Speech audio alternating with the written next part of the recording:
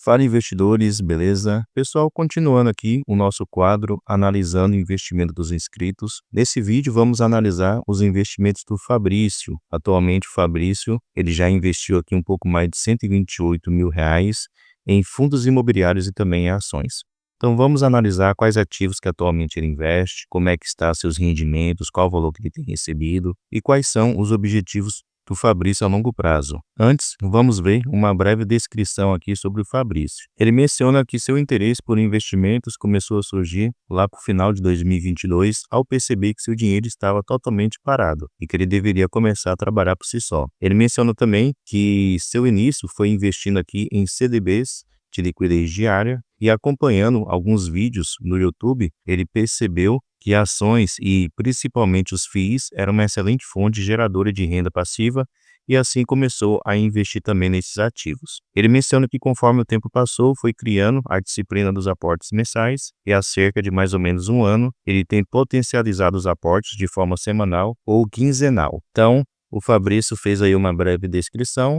E como já vimos, seu objetivo é, a longo prazo, poder viver aí da renda passiva. Então vamos aqui agora, pessoal, analisar cada ponto dos investimentos do Fabrício. Como eu já mencionei, atualmente ele já investiu aqui R$ 128.530, porém o valor que ele tem agora em patrimônio é de R$ 116.666. Então podemos notar que houve aí uma desvalorização dos seus ativos, especialmente nessa fase que tem ocorrido aí, né? Todo fundos imobiliários como ações tem caído bastante a sua cotação essas últimas semanas. E podemos notar que ele está com uma variação negativa de menos 9,23%. Descendo um pouquinho aqui, a gente pode ver a evolução patrimonial. Deixa eu colocar aqui desde o início para a gente ter uma noção que ele começou a investir aqui no mês 10 de 2022. Naquela época ele investiu aí R$ 4.662 e mensalmente ele vem aqui fazendo seus investimentos mensais.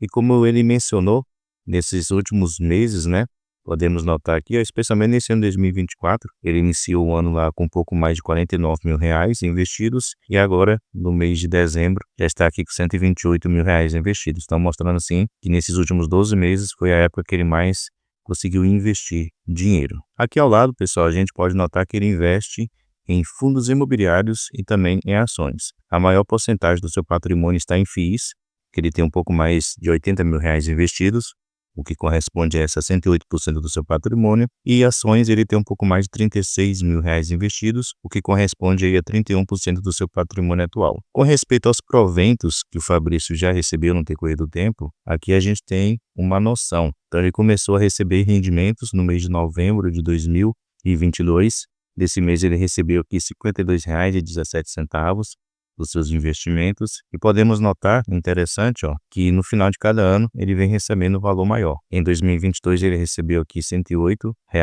até porque ele só tinha investido aqui durante 2 meses. Já no ano de 2023 ele recebeu R$ 2.048 somente de proventos e esse ano ele já recebeu aqui um pouco mais de R$ 7.700. Somente também de renda passiva mensal. E seu maior valor recebido durante esse ano de 2024 foi aqui durante o mês de novembro, que ele recebeu aqui mais de R$ 1.000 somente de rendimentos, o que é um valor bem considerável. E creio eu que durante dezembro ele vai superar o mês anterior, já que tem alguns fundos imobiliários que ele investe que anunciaram seus rendimentos recentemente, porém ainda não pagaram. Então ainda não está contabilizado aqui no seu valor de proventos recebidos. E durante esse período que o Fabrício está investindo, ele já recebeu aqui de renda passiva mensal R$ 10.643. Então esse foi o valor que caiu limpinho na sua conta somente de rendimentos. Voltando aqui, pessoal, a gente pode ter uma noção maior sobre quais ativos que atualmente o Fabrício ele investe. Em ações ele tem apenas 5, eu acho legal, né?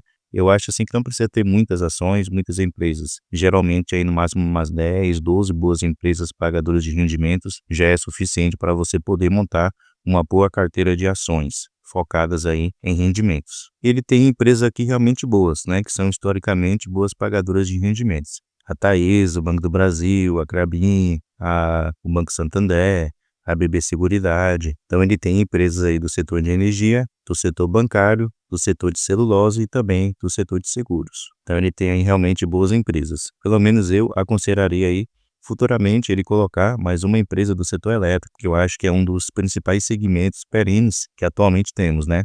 Temos empresas aí muito boas, como a Transmissão Paulista, a Engie, a CEMIG, que seriam boas empresas aí para colocar nos investimentos. Com o decorrer do tempo, a partir do momento que ele for aumentando seu patrimônio, ele pode levar isso em consideração. E com respeito aos fundos imobiliários aqui, descendo um pouquinho, a gente pode notar o seguinte, que ele tem 11 ativos no total, e com respeito aos seus fundos imobiliários, pessoal, podemos ver que ele tem ativos realmente muito bons, né? Tanto fundos aqui de tijolo, de segmentos diferentes, como também fundos de papel. Suas maiores posições atualmente, que ele tem aqui mais de R$ 10.000 investidos, está no BTLG11, que ele tem 154 cotas, no HGLG11, que ele tem 84 cotas, e também no HSML11, que ele tem atualmente 143 cotas. Então essas são suas maiores posições atualmente. E continuando aqui, ele tem outros bons fundos imobiliários, né?